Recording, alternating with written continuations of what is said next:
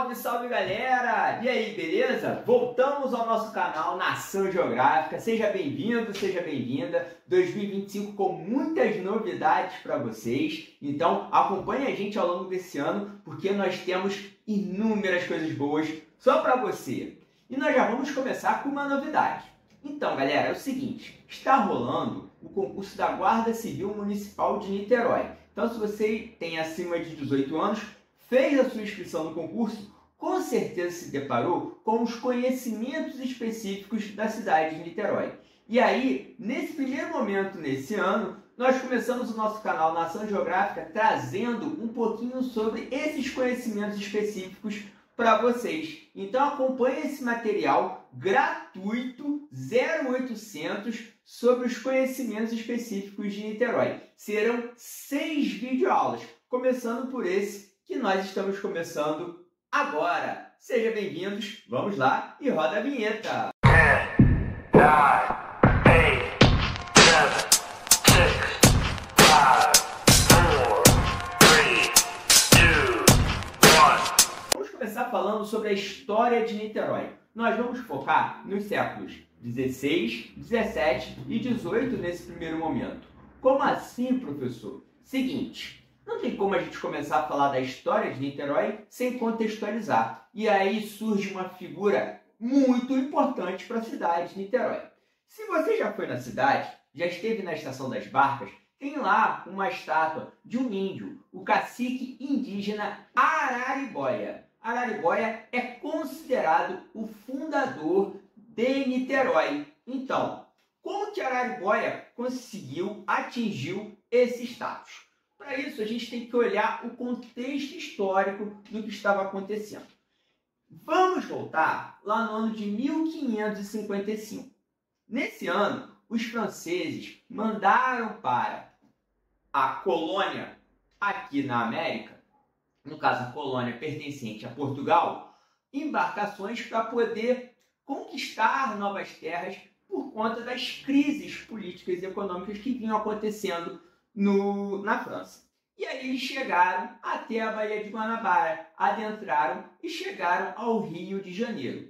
E tentaram se estabelecer lá. Obviamente que os portugueses, donos dessas terras, colonizadores dessa terra, por conta do Tratado de Tordesilhas, não iriam aceitar. Então nós tivemos ali um embate significativo.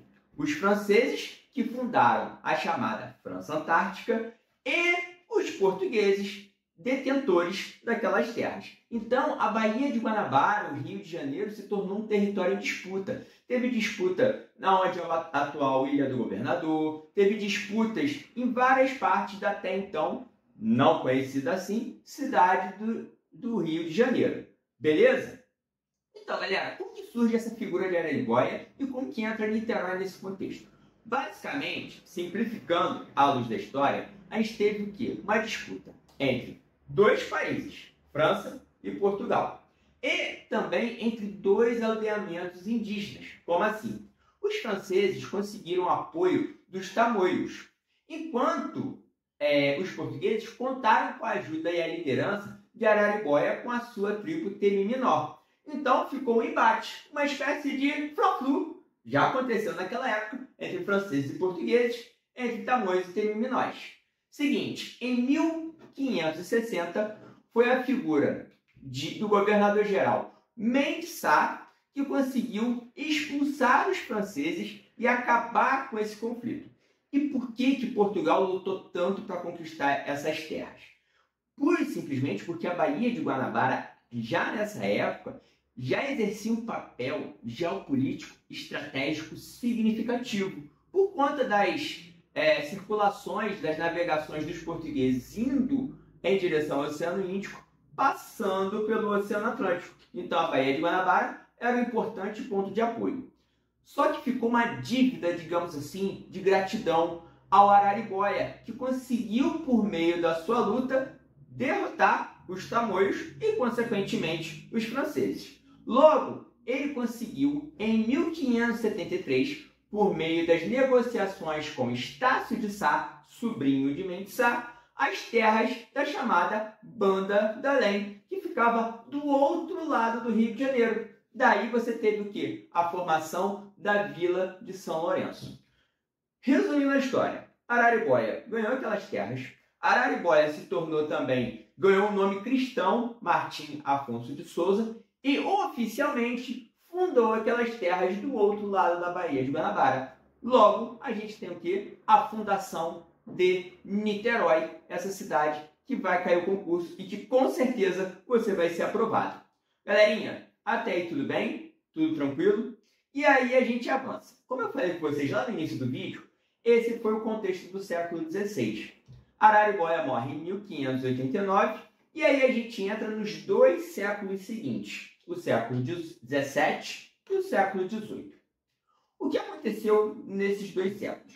Basicamente, no contexto nacional da colonização, no caso que não existia Brasil, né, independente na época, o Brasil pertencia, era uma colônia de Portugal, Brasil era uma colônia de exploração, onde os recursos econômicos eram enviados até a metrópole portuguesa para fins de obtenção do seu lucro. Então, no século XVII e século XVIII, Niterói basicamente ela recebeu, digamos assim, investimentos na sua área central, que era aquilo que pertencia até então ao fundador Araribóia, né, e o que decorreu a partir daí, basicamente uma função de fortificação dessa vila. Então a vila lá tinha o quê? O papel estratégico de defesa daquela região. Por quê? Porque do outro lado da Baía de Guanabara, voltamos ao Rio de Janeiro, o Rio de Janeiro estava começando a ter um papel de mais relevância frente à estratégia de colonização portuguesa. Por quê? Porque você já estava tendo uma infraestrutura comercial crescendo, uma infraestrutura de cidade de apoio significativa e também a infraestrutura portuária. Como assim, professor? Agora eu fiquei perdido. Muito simples, galera. Minas Gerais e região estavam explorando ouro, prata e vários minerais. O escoamento vinha até o Rio de Janeiro, dali e era mandado para Portugal. Então, o Rio de Janeiro passou a ter uma função estratégica. E Niterói dava aquele suporte de proteção da entrada da Baía de Guanabara. Aí, se você conhece Niterói, vai reparar que lá na entrada da Baía de Guanabara existem várias fortificações, vários fortes que hoje são abertos para visitação, que se tornaram fundamentais para a cidade. Galerinha, antes de fechar o vídeo, a gente também tem que fazer um outro contexto. O contexto político da época que vai ter consequências no século XIX, que é o nosso próximo vídeo, que é o seguinte, galera. No final do século XVIII, estava fervilhando na Europa a Revolução Francesa e também a Revolução Industrial. Então, no século XIX, nós teremos essas consequências, não só do Brasil, no contexto da sua luta pela independência, como o papel muito maior que o Rio de Janeiro passa a exercer e que Niterói também passa a exercer. Então, galera, antes da gente fechar esse vídeo, essa aula de hoje, eu quero trazer para vocês algo muito legal, que é o seguinte. Vocês gostaram dessa aula? Todo esse conteúdo tem todos os detalhes completos num e-book que está disponível para vocês. Esse e-book, eu estou deixando o link aqui na descrição do vídeo, ele custa R$14,90. Mas você que assiste o nosso vídeo vai usar o nosso cupom de desconto chamado Felipe10 e vai pagar apenas R$10 nesse material. E o que tem nesse material, professor?